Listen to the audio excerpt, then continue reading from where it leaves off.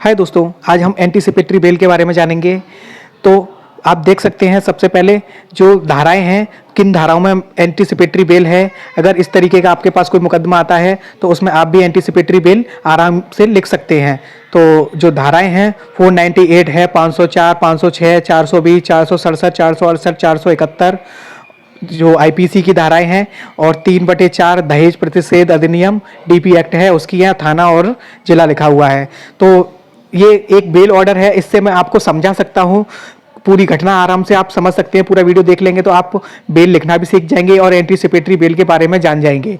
Anticipatory bail ये होता है, जब भी कोई घटना होती है तो उसमें जो पुलिस कार्रवाई जब तक उस पर पूरा निष्कर्ष नहीं निकल आता, तो जब तक वो उन लोगों को गिरफ्तार नहीं करेगी। जिन जिन लोगों के नाम है उनको गिरफ्तार नहीं किया जाएगा। उसके लिए आपको सेशन में एक बेल लगानी होती है जो एंटीसिपेटरी नाम से जानी जाती है, जो कि पहले यूपी में बंद कर दी गई थी, जो अब दोबारा स्टार्ट कर दिया गया है। तो ये अभी का आदेश है 29/1/20 का, तो करंट का ही आदेश है। इससे आप बेल लिखना भी सीख जाएंगे।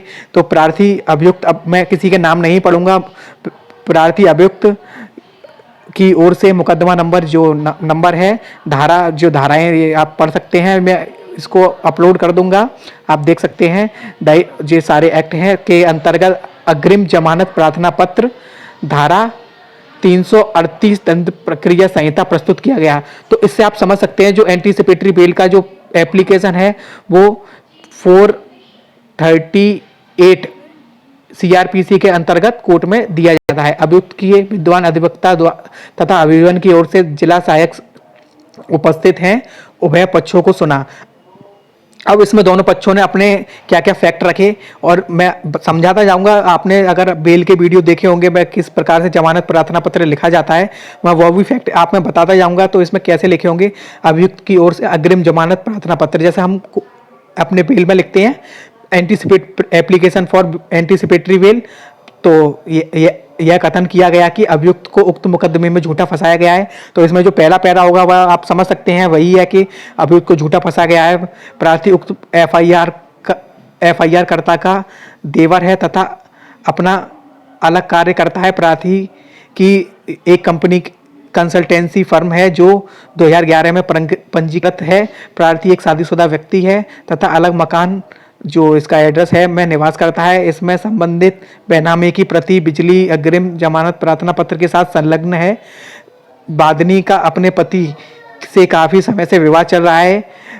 पति ने एफआईआर कर्ता के विरुद्ध एक तलाक का मुकदमा कर रखा है जो परिवार न्यायालय में विचाराधीन है, यानी कि जो मामला है वो पेंडिंग है। तो हर केस के अलग अलग फैक्ट होते हैं। इन फैक्ट के आधार पर यहाँ जो बेल है वो लेने के लिए कोर्ट में ये गए हैं। इसी रंजिश के चलते एफआईआर कर्ता ने प्रार्थी को झूठा फंसाया है। तो यहाँ इन्होंने बताया है कि चूंकि उसने जो हस्बैंड है उसने एक डाइवोर्स का मुकदमा कर रखा है, तो जो पत्नी है, अब दोनों का जो भी डिस्प्यूट रहा हो, तो इसीलिए उसने हमारे ऊपर जो एफआईआर है वो झूठी की है। तो ये बताना होता है कि मुकदमा झूठा क्यों किया, तो जिससे कि वह अपने पति गौरव जैसे नाजायज दबा सके।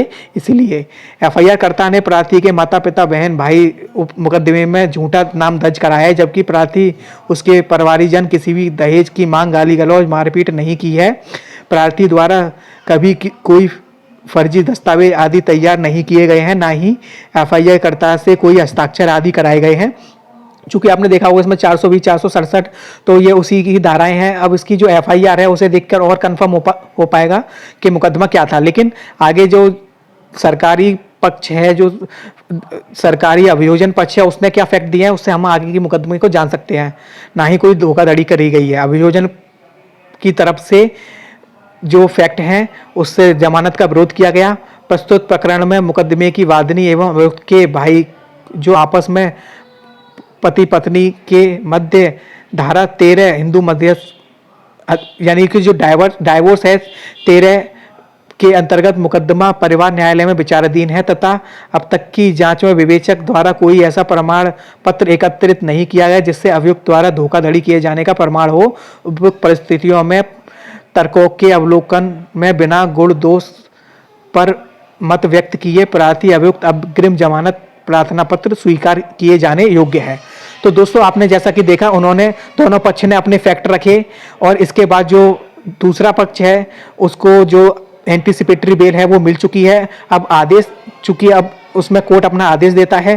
प्रार्थी अभियुक्त को अग्रिम जमानत प्रार्थना पत्र पर स्वीकार किया जाता है। अभियुक्त की गिरफ्तारी की अवस्था में उसके द्वारा 50,000 का व्यक्तिगत बंधन पत्र इसी ही धनराशि के 2 जमानती विवेचक के समस्त उपस्थित दाखिल करने पर आदेश में वर्णित निम्न शर्तों के आधार पर अभियुक्त को अंतरिम जमानत पर समझा जाएगा।